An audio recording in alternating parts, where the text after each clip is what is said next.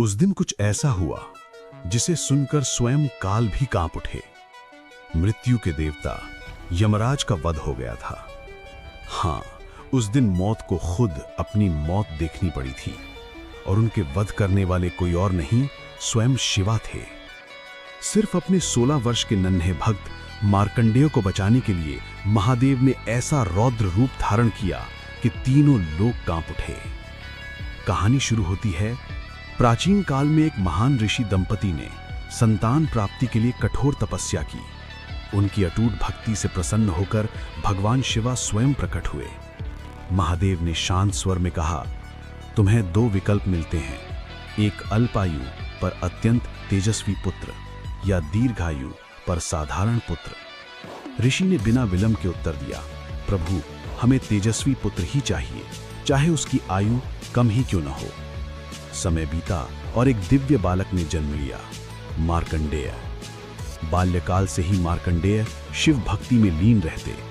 वे प्रतिदिन शिवलिंग के सामने बैठकर ओम नमः शिवाय और ओम नमः शिवाय। के चेहरे पर तेज था, पर एक सत्य छुपा था। उनकी आयु केवल 16 वर्ष थी। जैसे जैसे 16वां वर्ष निकट आया, माता पिता शोक से भर गए, पर मार्कंडेय के हृदय में भय नहीं, केवल विश्वास था।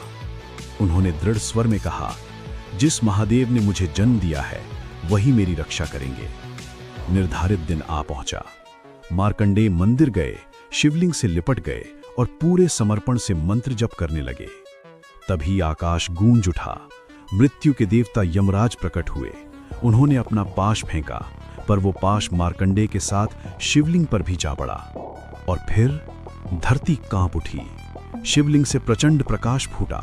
अग्नि सी ज्वाला के मध्य से महादेव रौद्र रूप में प्रकट हुए। उनकी आंखों में ब्रह्मांड की ज्वाला थी। मेरे भक्त को छूने का साहस कैसे किया? शिव की गर्जना से दिशाएं हिल उठीं। क्रोध में महादेव ने अपना त्रिशूल उठाया और यमराज पर ऐसा प्रहार किया कि वे परास्त होकर गिर पड़े। क्षण भर के लिए सृष्टि में मृत्यु रुक गई। समय ठहर गया। देवता विचलित हो उठे। देवताओं ने हाथ जोड़कर प्रार्थना की, प्रभु, यदि मृत्यु रुक गई तो सृष्टि का संतुलन बिगड़ जाएगा। तब शिव का क्रोध शांत हुआ।